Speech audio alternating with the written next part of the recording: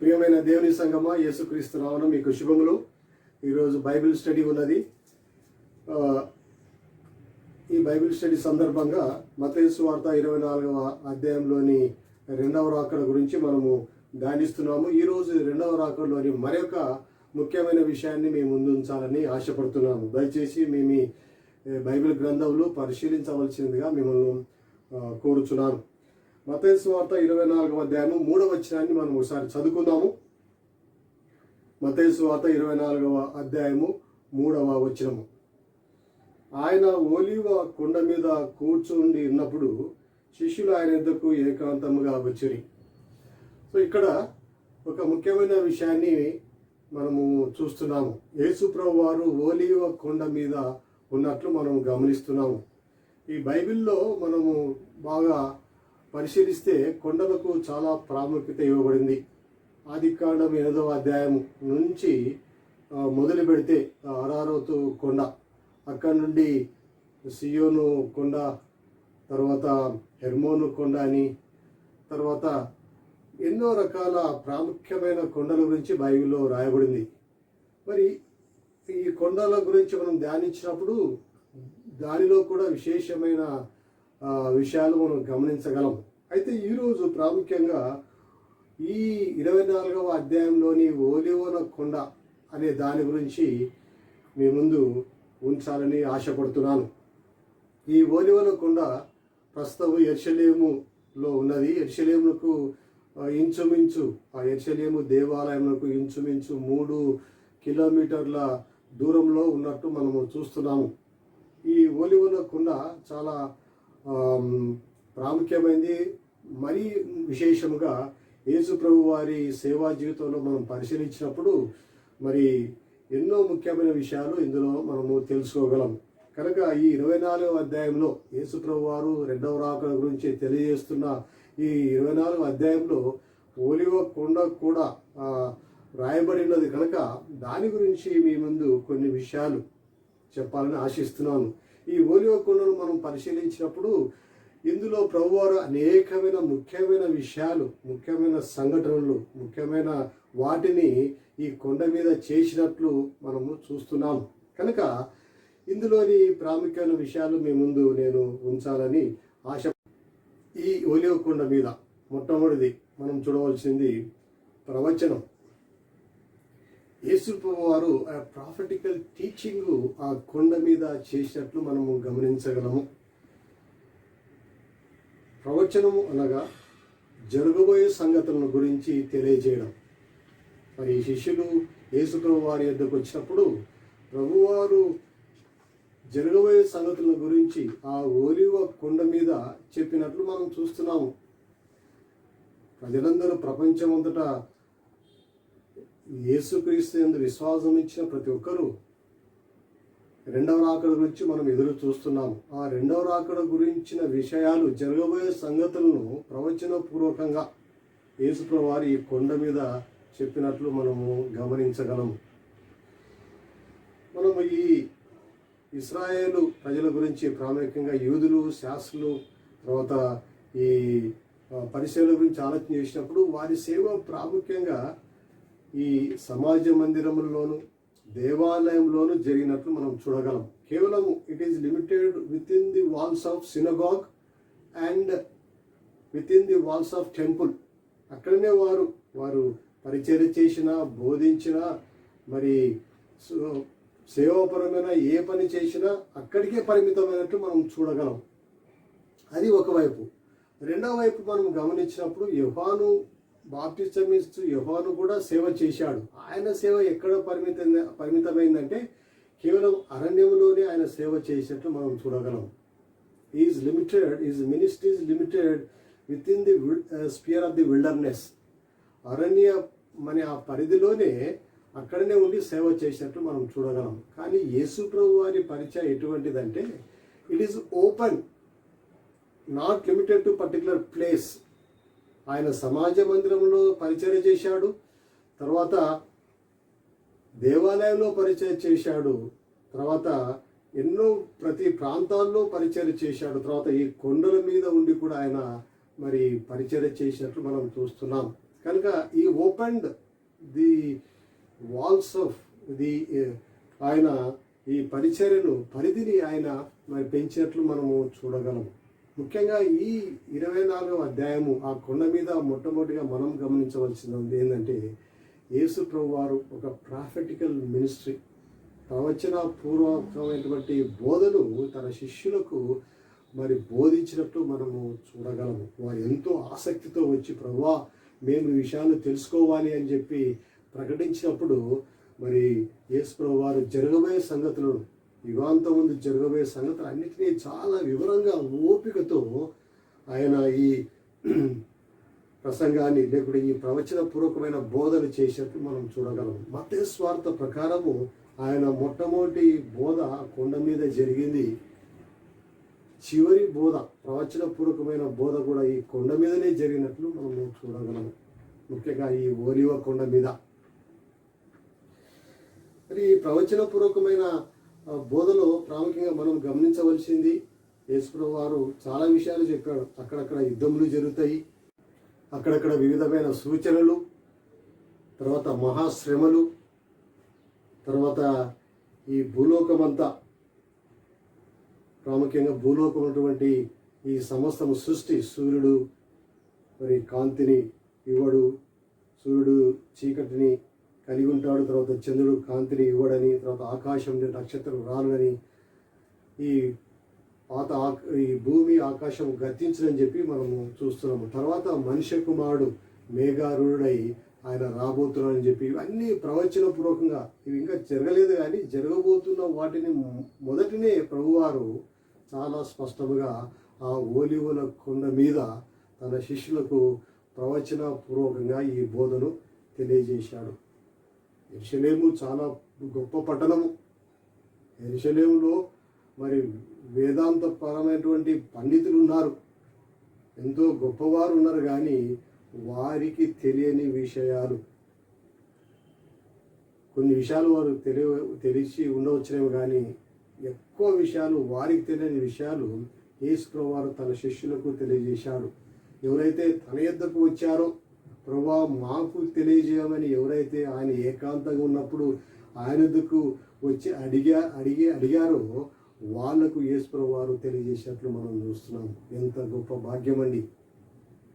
దేవుడు మనం కూడా ఆయన యొద్దకు వచ్చి ఏకాంతంగా ఆయన యొద్దకు వచ్చి మనం అడిగినప్పుడు ఈ వాక్యంలోని అనేకమైన మర్మములను, ఆత్మీయ సత్యములను ఆశగల వారికి ఆయన తెలియజేస్తాడు. కనుక ఇది చాలా ప్రాముఖ్యం. ప్రవచన పూర్వకమైనటువంటి బోధ ఈ ఓలివ కొండ మీద యేసు ప్రభువు వారు తెలియజేశారు. వీటిని మనం విపులంగా మనము దేవుడు సమయం దయచేసినప్పుడు మనం ధ్యానిస్తాము. కానీ ఆ ఓలివ కొండ మీద మొట్టమొదటి జరిగిన పరిచర్య ఎటువంటి పరిచర్య అంటే యేసు ప్రభువు వారు ఉన్నారు, శిష్యులు ఉన్నారు. ఆ ఓలివ కొండ మీద ప్రవచన పూర్వకమైన బోధను యేసు ప్రభువు వారు వారికి ఏకాంతంగా తెలియజేశాడు. ఇది చాలా ప్రాముఖ్యమైనది. రెండవది మనం గమనించినప్పుడు ఆ కొండ మీద మరొక పరిచర్య జరిగింది. మొట్టమొదటి ప్రవచన పూర్వకమైనటువంటి బోధ, టీచింగ్స్. రెండవది ప్రార్థన. ఈ ఓలివ కొండను యేసు ప్రభువు వారు బోధించడానికి ఉపయోగించుకున్నాడు. రెండవది ప్రార్థించడానికి కూడా మరి ఆ స్థలాన్ని దర్శించినట్లు, అక్కడకు మరి పదే వెళ్ళినట్లు మనం దేని యొక్క వాక్యంలో చూడగలము. రెండవది మనం గమనించినప్పుడు ఈ మత్తయి సువార్త 26వ అధ్యాయము 30వ వచనంలో ఈ మాట రాయబడింది. అంతటా వారు కీర్తన పాడి ఓలివ కొండకు వెళ్ళిరి అని ఆ మాట రాయబడింది.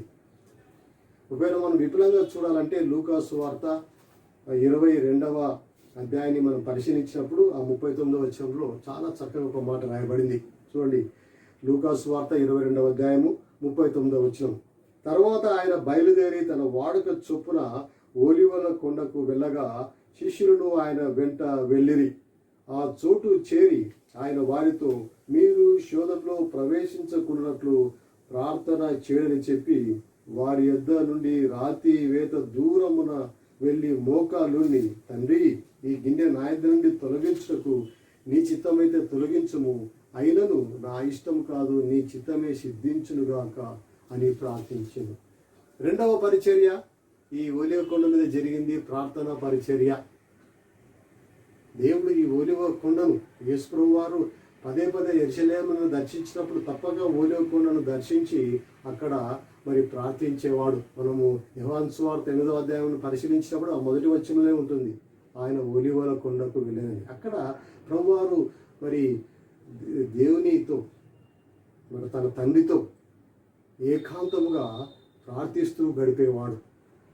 ఒక మంచి సుగుణము, ఒక మంచి అలవాటు, ఒక మంచి పరిచర్య ప్రభు వారిలో మనము చూడగలము. ఏకాంతంగా వెళ్ళి దేవునితో సమయము గడిపేవాడు, పరలోకమందున తండ్రితో సమయము గడిపేవాడు. మరి ఇక్కడ కూడా ఈరోజు ఈ అధ్యాయాన్ని మనం పరిశీలించినప్పుడు ఇక్కడ కూడా మనం గమనించవలసింది ఏంటంటే, ఒక ప్రాముఖ్యమైన విషయాన్ని ఇక్కడ చూస్తాం. అదేంటంటే, ప్రభువారు ఎప్పుడు ఒంటరిగా వెళ్ళేవాడు కొండలకు. ప్రార్థన అన్నప్పుడు ఒంటరిగా వెళ్ళి ఆ దేవునితో తండ్రితో సమయం గడిపేవాడు. కానీ ఇక్కడైతే మనం గమనించవలసింది, తన శిష్యులను కూడా తీసుకువెళ్ళాడు. ఆ ఒలివ కొండలకు తన శిష్యులను కూడా తీసుకెళ్ళి అక్కడ వారి సముఖంలో మన తండ్రిని ప్రార్థించినట్లు మనము చూడగలం. దీని పరమార్థం ఏంటంటే, ఎప్పుడు ఒంటరిగా వెళ్ళే ఈ యేసుప్రభువు వారు చాలాసార్లు ఇప్పుడు ప్రత్యేకంగా తన శిష్యులను ఎందుకు తీసుకువెళ్ళాడంటే, మరి తన తండ్రి వద్దకు వెళ్ళే సమయం ఆసన్నమైంది. ఒక రకంగా చెప్పాలంటే భూలోకంలో ఆయన మానవునిగా మరి జీవించే చివరి దినం ఇది, అంటే చివరి రాత్రి. ఒక రకంగా చెప్పాలంటే మరుసటి రోజు శుక్రవారం కూడా ఆయన జీవించాడు మధ్యాహ్నం వరకు, కానీ చివరి రాత్రి కనుక ఈ రాత్రి ఆయన ఎలా గడిపాడంటే, ఆ ఒలివ కొండలకు వెళ్ళి అక్కడ తండ్రితో మాట్లాడుతూ ప్రార్థించినట్లు మనం చూస్తున్నాము. అంత మాత్రమే కాకుండా తన శిష్యులను కూడా అడిగినట్లు మనము చూస్తున్నాం. మీరు శోధనలో ప్రవేశించకున్నట్లు లేచి ప్రార్థన చేయని వారితో చెప్పాను. ఒలివ కొండకు వీరైతే వెళ్ళారు కానీ, ఆ పరిశుద్ధమైన ఒలివ కొండకు వెళ్ళారు కానీ ప్రార్థించకుండా వారు నిద్రా స్థితిలో ఉన్నట్టు మనం గమనిస్తున్నాం. అందుకోసమే ప్రభువారు గమనించి, మీరు శోధనలో ప్రవేశించకుండా ఉండాలంటే మీరు లేండి, మీ నిద్రాస్థితిలో నుండి లేవండి, లేచి ప్రభుని ప్రార్థించండి అని చెప్పి తన శిష్యులకు యేసుప్రభువు వారు తెలియజేసినట్లు మనం చూస్తున్నాము. కనుక ఈరోజు ఈ ప్రత్యేకమైన ఆ రోజు జరిగినది ఏంటంటే, యేసుప్రభువు వారు తన శిష్యులను తీసుకెళ్ళాడు ప్రార్థన చేయడానికి, వారి సముఖం ముందు ప్రార్థన చేశాడు. రెండవది వారికి తెలియజేశాడు, మీరు కూడా ప్రార్థన చేయమని తెలియజేసినట్లు మనము చూడగలం. తర్వాత మరి ప్రాముఖ్యమైనది, ప్రార్థన చేయడం ద్వారా కలిగే గొప్ప విషయాన్ని దేవుడు మనకు తెలియజేస్తున్నాడు. ఏమంటే యేసుప్రభువు వారు ప్రార్థించను. అప్పుడు 43వ వచనంలో లేకుంటే 43వ వచనంలో ఏముందంటే, అప్పుడు పరలోకం నుండి ఒక దూత ఆయనకు కనపడి ఆయనను బలపరిచాడు. ఎంతో దుఃఖంలో ఉన్నాడు యేసుప్రభువు వారు. ఆయన ముందు ఒక పాత్ర ఉన్నది, ఒక చేదు పాత్ర ఆయన ముందు ఉన్నది కనుక దాన్ని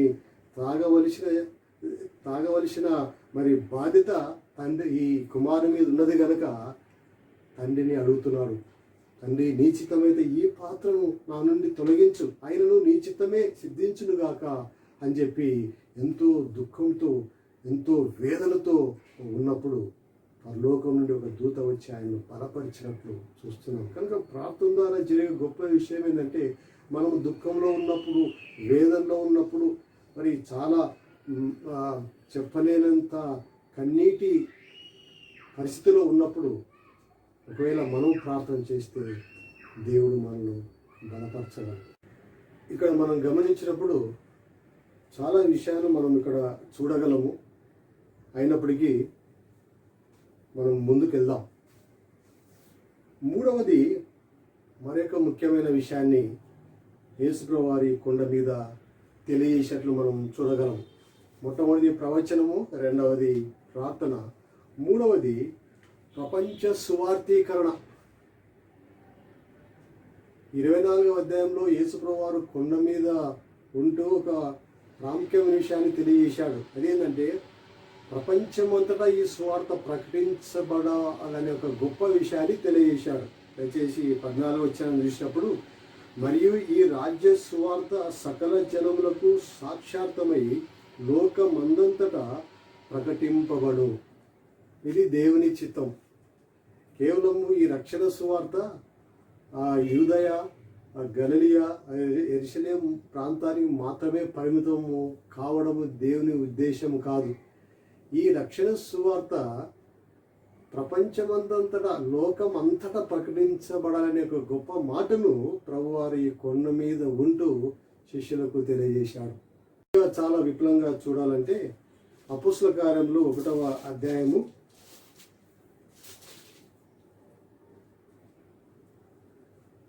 6వ వచనం నుండి మనము బాగా గమనిస్తే అక్కడ తిరిగి ప్రభువారు ఇదే తెలియజేస్తున్నాడు. కాబట్టి వారు కూడి వచ్చినప్పుడు 6వ వచనంలో, కాబట్టి వారు కూడి వచ్చినప్పుడు ఎక్కడ కూడుకున్నారు వారు? ఇది మనం గమనించాలి. ఏ స్థలంలో వారు కూడుకున్నారు అన్నప్పుడు ఈ 12వ వచనాన్ని మనం గమనించినప్పుడు, అప్పుడు వారు ఒలీవల వనమనబడిన కొండ నుండి యెరూషలేమునకు తిరిగి వెళ్ళిరి. అంటే 6వ వచనం నుండి 11వ వచనం వరకు జరిగిన సంఘటన అంతా ఎక్కడ జరిగిందంటే ఆ ఒలీవల కొండ మీద జరిగింది. సో ఇక్కడ ఒక ప్రాముఖ్యత ఏంటంటే 24వ అధ్యాయంలో యేసు ప్రభువారు ఈ సువార్త లోకమంతటా ప్రకటించబడాలని చెప్పాడు. ఎప్పుడు చెప్పాడు? తాను ఇంకా శిలువ మరణం పొందక ముందు, తాను ఇంకా మరణించి లేవక ముందు ఆ మాట చెప్పాడు. అదే యేసు ప్రభువారు మరణాన్ని జయించి తిరిగి సజీవుడై లేచిన తర్వాత ఈ మాట చెప్తున్నాడు 8వ వచనంలో. ఆ ఓలివ కొండ మీద తిరిగి ఆ ఓలివ కొండ మీద తన శిష్యులందరితో కలిసి ఈ మాట చెప్తున్నాడు. తిరిగి ఏమంటున్నాడంటే, అయినను పరిశుద్ధాత్మ మీ మీదికి వచ్చినప్పుడు మీరు శక్తి నొందిదరు గనుక మీరు యెరూషలేములోను యూదయ సమరయ దేశముల ఎందెంతలను భూది గంతముల వరకును నాకు సాక్షులైందని వారితో చెప్పాను. దీన్నే మనం ఏమంటే గ్రేట్ కమిషన్. ప్రపంచమంతటా ఈ సువార్త ప్రకటించబడాలనే ఒక రక్షణ ప్రణాళికను దేవుడు ఈ ఓలీవల కొండ మీద ఉండి ఆయన తెలియజేసినట్లు, డిక్లేర్ చేసినట్లు మనం చూడగలం. చూడండి ఎంత ప్రాముఖ్యమైన విషయాలు ఈ ఓలీవ కొండ మీద దేవుడు చేశాడు. ప్రపంచమంతటా సువార్త ప్రకటించబడిన తన ఉద్దేశాన్ని ఆయన ఈ ఓలీవల కొండ మీద నిలబడి తెలియజేశాడు.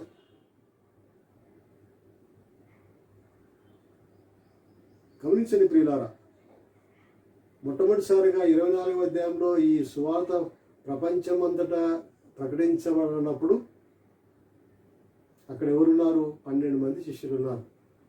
అంటే యూదా ఇస్కరియోతు కూడా ఉన్నాడు. కానీ ఇక్కడ నజరేయుడైన యేసు ప్రభువారు మరణించి తిరిగి లేచి తిరిగి ఆ ఓలివ కొండ మీద ఇదే మాటలు చెప్పినప్పుడు ఇక్కడ యూదా ఇస్కరియోతు లేడు. ఈ సువార్తను ప్రకటించే ఆ భాగ్యము, ఆ బాధ్యత, ఆ భాగ్యాన్ని యూదా ఇస్కరియోతు కోల్పోయినట్లు మనం చూడగలము.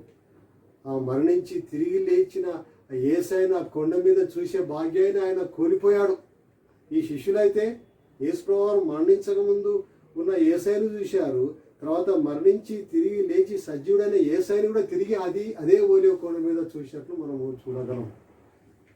కనుక అటువంటి గొప్ప భాగ్యాన్ని ఈ యూదా ఇస్కరియోతు కోల్పోయాడు. కనుక జాగ్రత్తగా మనం ఉండాలి.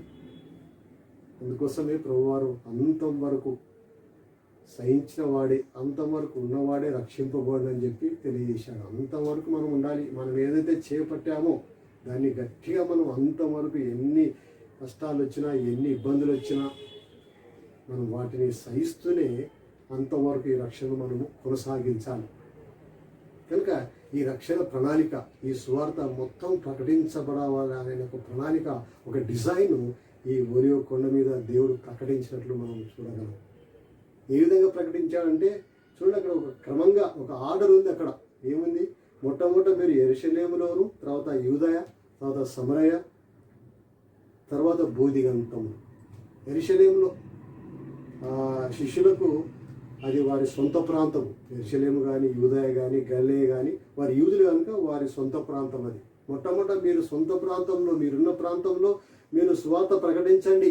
ఈ రక్షణ సువార్తను ప్రకటించండి. ఇక్కడ ఉన్నవారు యేసుక్రీస్తే నిజమైన రక్షకుడని, మెస్సయా అని చెప్పి వారు నమ్మాలని యేసు ప్రభువారు తెలియజేశాడు. మొట్టమొదట you have to proclaim this gospel within the boundaries of Jerusalem or within the boundaries of Judea. తర్వాత మీరు సమరయ, తర్వాత భూదిగంతముల వరకు మీరు ప్రకటించాలని ప్రభువారు చెప్పారు. కనుక ఇదే పద్ధతిని మనం కూడా పాటించాలి. ఆ ఒలివ కొండ మీద యేసు ప్రభువారు ప్రకటించిన ఈ ప్రపంచ సువార్తీకరణ బాధ్యత దేవుడు మనకు కూడా దయచేశాడు. కనుక మనం కూడా క్రమంగా, యెరూషలేము అంటే మన సొంత సంఘము, మన సొంత కుటుంబ సభ్యులు, మన సొంత సంఘములోని మనవారికి అందరికీ సరైన రీతిలో సువార్త ప్రకటించే బాధ్యత మనకు ఉన్నది. యేసు ప్రభువారు మనకు తెలుసు, వాక్యం కూడా మనకు తెలుసు, కానీ దాని లోతులు సరైన విధంగా డాక్ట్రినల్ టీచింగ్స్, ఏమాత్రము తప్పుడు బోధకు ఆస్కారం లేనటువంటి స్వచ్ఛమైన హిత బోధ మన సంఘస్థులందరికీ, మన వారందరికీ తెలియజేయవలసిన బాధ్యత మనకున్నది. అప్పుడు మన సంఘం ఎప్పుడైతే హితబోధను అనుసరించిన ఈ బోధలు విని రక్షణలో ఎదుగుతున్నప్పుడు మనము ఈ రక్షణ సువార్తను ఇతరులకు వ్యాపింపజేయవలసిన బాధ్యత దేవుడు మనకు దయచేసినాడు. మన చుట్టూ ఉన్న వారికి, వేరే రాష్ట్రంలో, వేరే దేశాల్లో కూడా మరి దేవుడు మన శక్తిని అనుగ్రహిస్తే మనం ఈ సువార్తను ప్రకటించవలసిన బాధ్యత దేవుడు మనకు కూడా దయచేసినాడు. మనం కూడా సాక్షులుగా ఉండాలని, దేనైతే మనం విన్నామో ఆత్మీయంగా, ఆత్మీయ కళ్ళతో మనం దేనైతే మనం ప్రతిరోజు చూస్తున్నామో ఆ రక్షణ సువార్తను, ఆ యేసు ప్రభు వారి గురించి రక్షణ సువార్తను మనము ఇతరులకు తెలియజేయాల్సిన బాధ్యత దేవుడు మనకు దయచేశాడు. తర్వాత మనము గమనించినప్పుడు ఈ కొండ మీదని యేసు ప్రభు వారు మరి యొక్క ముఖ్యమైన విషయాన్ని ప్రస్తావించాడు. అది నాలుగవది ఏంటంటే పరిశుద్ధాత్మ వాగ్దానం. దేవుడు యేసు ప్రభు వారు మరి మరణించి తిరిగి లేచిన తర్వాత ఆయన ఒక ముఖ్యమైన విషయాన్ని తెలియజేశాడు. నేను మిమ్మల్ని అనాథులుగా విడువను, తప్పక మీకు ఆదరణకర్తను పంపుతాను, ఒక పరిశుద్ధాత్మను పంపుతానని చెప్పి యేసు ప్రభు వారు చెప్తూనే ఉన్నాడు. ముఖ్యంగా ఈ ఒలివల కొండ మీద నిలబడినప్పుడు శిష్యులకు ఏం తెలియజేస్తున్నాడు అంటే ఆ 8వ వచనంలో, ఆయనను పరిశుద్ధాత్మ మీ మీదికి వచ్చినప్పుడు. చూడండి, పరిశుద్ధాత్మను గురించిన వాగ్దానం గురించిన విషయాన్ని శిష్యులకు ముందుగానే ప్రభువారు ఆ ఒలివల కొండ మీద ఉండి తెలియజేస్తున్నట్లు మనం చూస్తున్నాము. ఈ విధంగా ఒలివల కొండ చాలా ముఖ్యమైన అంశములకు, ముఖ్యమైన సంఘటనలకు ఒక ముఖ్యమైన వేదికగా మనము చూడగలం. దేవుడు ప్రాముఖ్యమైన అంశములను ఆ కొండ మీద ఉండి తెలియజేసినట్లు, ఆ కొండను వాడుకున్నట్లు మనము చూడగలం. మరి యేసు ప్రభువు వారు ఏ వాగ్దానం గురించి అయితే పరిశుద్ధాత్మ గురించి తెలియజేశాడో ఆ వాగ్దానము, ఆ పరిశుద్ధాత్మ గురించి మనం 2వ అధ్యాయంలో చూడగలం. ఆ పెంతెకోస్తు దినము నాడు పరిశుద్ధాత్మ వారి మీదికి వచ్చినప్పుడు వారందరూ బలము పొంది, ధైర్యము పొంది సువార్తను యెరూషలేము నుండి ప్రపంచంలోని మారుమూలలో ప్రకటించడానికి దేవుడు వారిని సిద్ధపరిచినట్లు మనము చూడగలం. కనుక పరిశుద్ధాత్మ వాగ్దానాన్ని ఈ ఒలీవ కొండ మీద ప్రభువారు శిష్యులకు తెలియజేశాడు. యోవేలు గ్రంథంలో రాయబడిన ఆ ప్రవచనం అది నెరవేరింది. ఇప్పుడు మనము పరిశుద్ధాత్మ శక్తి ద్వారా మనము సేవ చేస్తున్నాము. ఈ ప్రపంచంలో సువార్తీకరణ మనం చేయాలంటే మనం సొంతంగా చేయలేము. మనం సొంతంగా ముందుకెళ్ళి మన సొంత బలంతో, జ్ఞానంతో, మనకున్న సొంత వనరులతో మనం చేయలేము. దాని ద్వారా మనం శక్తి పొందలేము. అందుకోసమే యేసు ప్రభువు వారు ఏమంటారంటే ఆ కొండ మీద మీరు పైనుండి పరిశుద్ధాత్మ మీ మీదకి వచ్చినప్పుడు మీరు శక్తి పొందేదరు. ఈ సువార్త ప్రకటించాలంటే, ప్రపంచమంతటా సువార్త ప్రకటించాలంటే మనకు శక్తి కావాలి, ఆత్మీయపరమైన శక్తి కావాలి, నడిపింపబడే శక్తి కావాలి, బోధించే శక్తి కావాలి. ఈ శక్తి మానవుల ద్వారా రాదు. అందుకోసం పైనుండి ద పవర్ ఫ్రమ్ అబౌవ్, పరిశుద్ధాత్మ శక్తి మన మీద కుమరించబడినప్పుడు మనము శక్తి పొంది దేవుని సువార్తను ప్రకటించగలం. కనుక దేవుడు అదేవిధంగా మన సంఘానికి కూడా పరిశుద్ధాత్మ శక్తితో నడిపింపబడే ఒక సంఘముగా, తద్వారా సువార్తను ప్రకటించే సంఘంగా మనందరినీ వాడుకోవాలని చెప్పి దేవుని యొక్క నామమున మరి మిమ్మల్ని కోరుతున్నాను. ఐదవదిగా మనం గమనించినప్పుడు ఈ ఓలివ కొండ మీద మరొక ముఖ్యమైన సంఘటన జరిగింది. దయచేసి అపోస్తలుల కార్యములు 1వ అధ్యాయము 9వ వచనం చూసినప్పుడు అక్కడ మనం గమనించగలము. ఈ మాటలు చెప్పి వారు చూచుచుండగా ఆయన ఆరోహణమాయెను. అప్పుడు వారి కన్నులకు కనపడకుండా ఒక మేఘము ఆయనను కొనిపోయెను. మరొక విషయము పరలోక ఆరోహణము. చూడండి, యేసుప్రభు వారి జీవిత చరిత్రను మనం బాగా పరిశీలిస్తే, ప్రారంభం నుండి పరిశీలిస్తే, it is an orderly account. ఒక క్రమమైన రీతిలో మనము చూడగలము. ఎలాంటి మరి కన్ఫ్యూజన్ కానీ, ఎలాంటి సందేహాలు కానీ, ఎలాంటి అనుమానాలు కానీ లేకుండా చాలా క్రమంగా ప్రారంభము నుండి చివరి వరకు ఒక క్రమంగా రాయబడింది. ఆయన యొక్క లోకానికి ఒక నరరూప దారిగా, రక్షణగా ఇక లోకంలో జన్మించాడు, తర్వాత సేవ చేశాడు, తర్వాత మరణించాడు, ఆది పెట్టబడ్డాడు, తిరిగి లేచాడు, సజీవుడై అందరికి కనబడ్డాడు. చివరికి ఆయన అందరూ చూస్తుండగా, అక్కడ ఉంది, వారు చూచుచుండగా, వారి కనులకు అది కనపడుతుండగా ఆయన ఆరోహణము, వారి ఎదుట ఆయన మరి పరలోకానికి చేర్చబడినట్లు మనం చూడగలం. చూడండి, ఎంత గొప్ప దేవుడు మన దేవుడు. భూలోకానికి ఒక పని మీద ఆయన వచ్చాడు. ఈ లోకాన్ని ఏ విధంగా నైనా పాపము నుండి, పాప పరిస్థితి నుండి, పాప సంఖ్యల నుండి విడిపించాలని ఒక ప్రణాళికతో, రక్షణ ప్రణాళిక లోకానికి వచ్చాడు. దాన్ని సంపూర్ణంగా నెరవేర్చి మరి వారి కనుల ఎదుట ఆయన ఆరోహణమై పరలోకానికి వెళ్ళినట్లు మనం చూడగలం. అయితే ఆయన ఆరోహణమయ్యాడంటే మనకు ఇంకొక విషయాన్ని కూడా మనం గమనించాలి ఇక్కడ. అదేమిటంటే యోహాను సువార్త 14వ అధ్యాయం ప్రకారం ఆ మొదటి 2 వచనాల్లో, నేను వెళ్ళి మీకు స్థలమును సిద్ధపరచలేను. ఆయన ఆరోహణం అయ్యాడంటే ఆయన అక్కడేమో రెస్ట్ తీసుకుంటలేడు, మన కోసం ఆయన ఒక స్థలాన్ని సిద్ధపరుస్తున్నాడు. ఎవరైతే యేసుక్రీస్తునందు విశ్వాసం ఉంచారో, ఎవరైతే యేసుక్రీస్తునందు మరి సంపూర్ణంగా మరి రక్షణ పొందారో, వారి కోసం ఒక స్థలాన్ని ఆయన పరలోకంలో సిద్ధపరచడానికి ఆయన వెళ్ళినట్లు మనం చూడగలము. నేనుండు చోటున మీరును ఉండులాగున, అది ఆయన ఉద్దేశం. ఆయన పరలోకానికి ఆరోహణమైనంటే మనం కూడా అక్కడికి వెళ్ళాలని, ఆయన ఉండే స్థలంలో మనం కూడా ఉండాలని, మన కోసం ఒక స్థలాన్ని సిద్ధపరచడానికి ఆయన వెళ్ళినట్లు మనం చూడగలము. కనుక దేవుని బిడ్డలారా, అటువంటి ఆరోహణ ఎక్కడ జరిగిందంటే ఈ ఒలీవల కొండ మీదని. ఆయన ఒలీవల కొండ మీద అందరూ చూస్తున్నప్పుడు పరలోకానికి వెళ్ళాడు. ఇంకొక విషయాలు కూడా మనం గమనిస్తాం. ఒలీవ కొండ నుండి ఆయన పరలోకానికి వెళ్ళాడంటే ఇంకా ఏమాత్రం భూలోకానికి సంబంధం లేదని అర్థం కాదు. అందుకోసం అంటారు కదా, ఇదిగో సదాకాలం నేను మీతో కూడా ఉండు. మత్తయి సువార్త 28వ అధ్యాయం చివరి వచనంలో, నేను సదాకాలం మీతో కూడా ఉంటాను. ఈజ్ ఆమ్ని ప్రెజెన్స్, సర్వాంతర్యామి ఆయన. పరలోకంలో ఉండే దేవుడు, భూలోకంలో ఉండే దేవుడు, ఎక్కడైనా ఆయన ఉండే దేవుడు.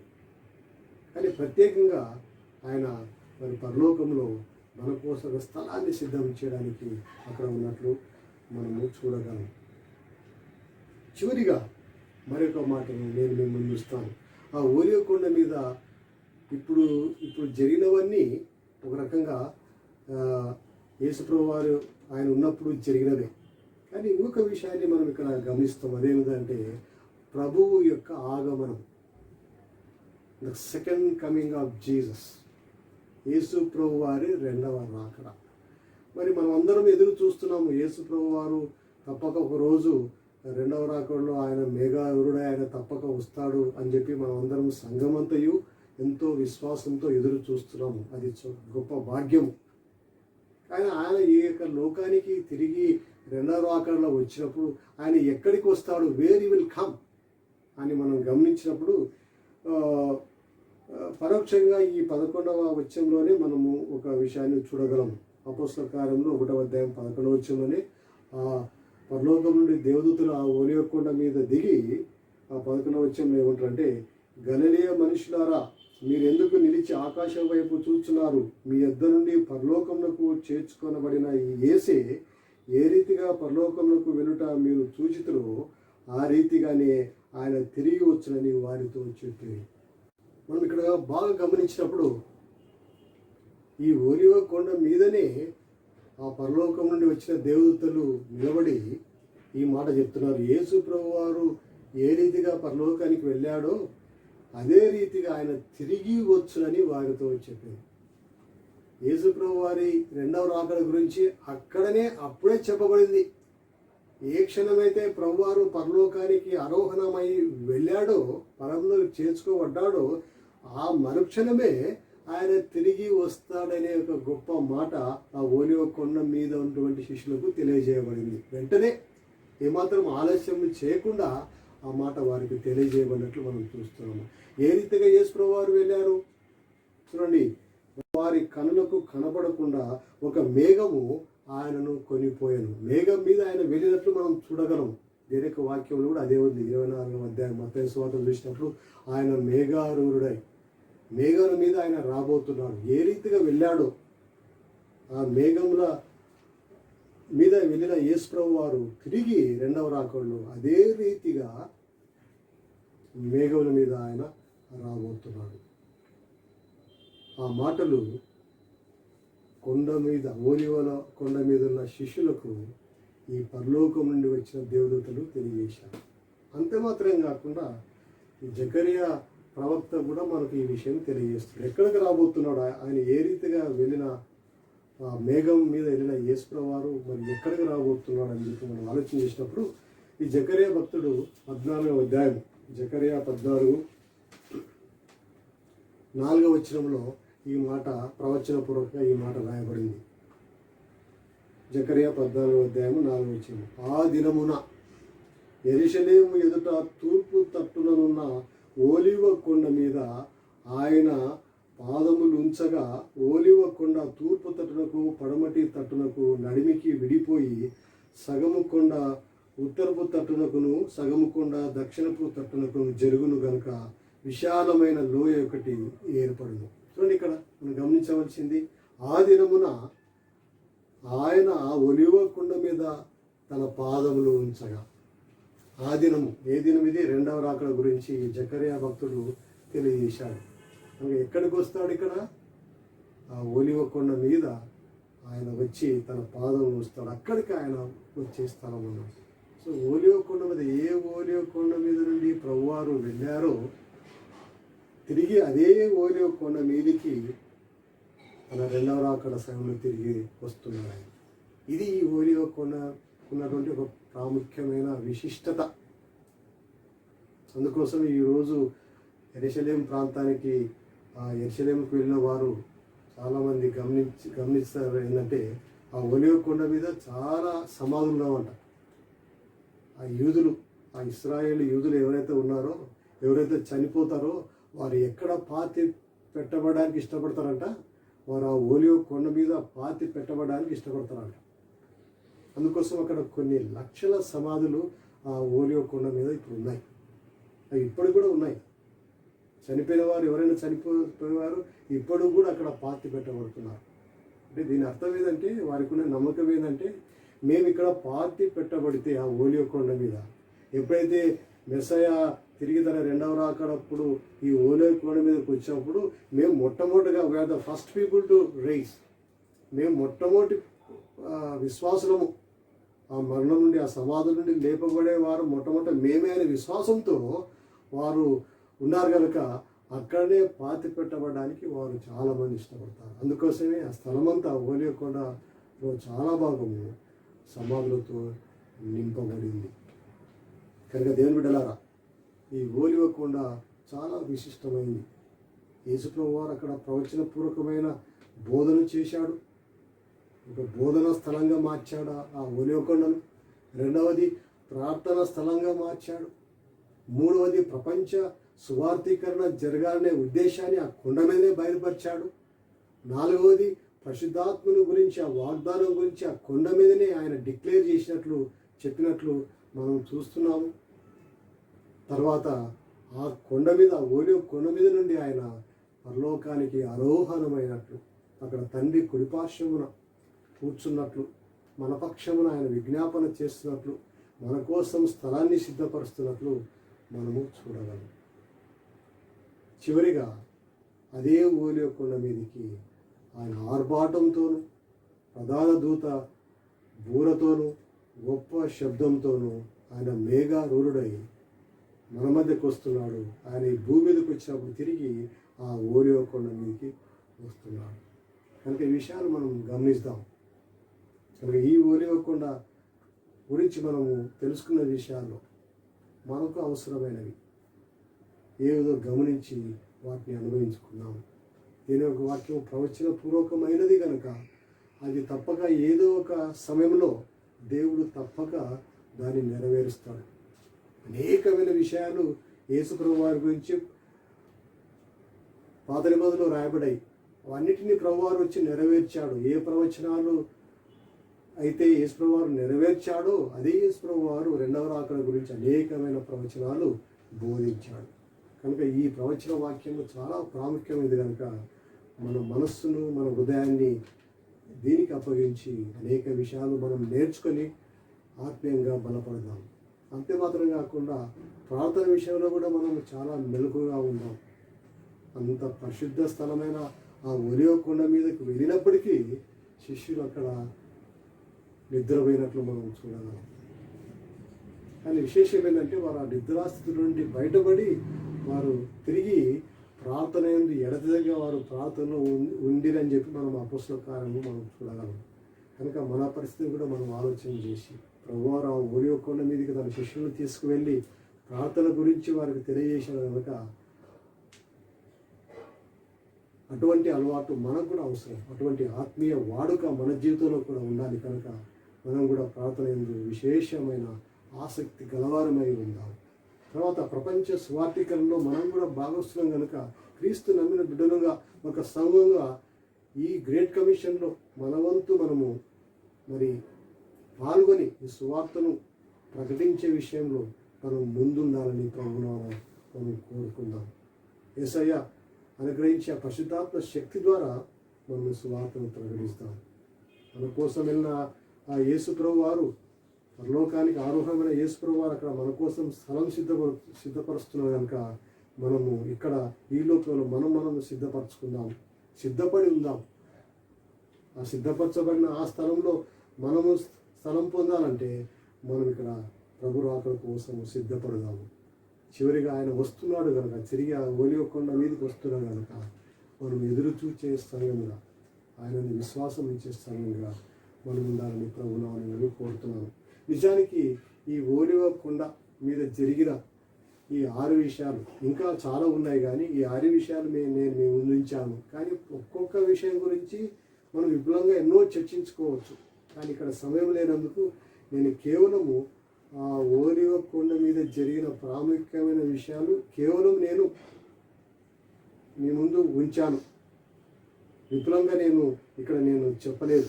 ప్రవచనం గురించి చాలా ఉన్నాయి, ప్రార్థన గురించి చాలా చెప్పవచ్చు, కానీ నేను వీటన్ని గురించి విపులంగా చెప్పలేదు. కానీ ఒలివ కొండ మీద జరిగిన ఈ ప్రధానమైన అంశంలో ప్రధానమైన సంఘటనలను, జరగబోయే సంఘటనను మీ ముందు ఉంచాను. తద్వారా ఒలివ కొండను గురించిన ఒక ప్రాముఖ్యమైన విషయాలు మీరు నేర్చుకోవాలని, మనం ఆత్మీయంగా బలపడాలని ఈ ఉద్దేశమైనది. కనుక దేవుడు ఇటువంటి గొప్ప ఆత్మీయ పరంగా ఎదిగే భాగ్యాన్ని, వాక్యంలో ఎదిగే భాగ్యాన్ని దేవుడు మనకు ధారాళముగా దయచేయునుగాక. దేవుడు మిమ్మల్ని, మీ కుటుంబాలను దీవించునుగాక.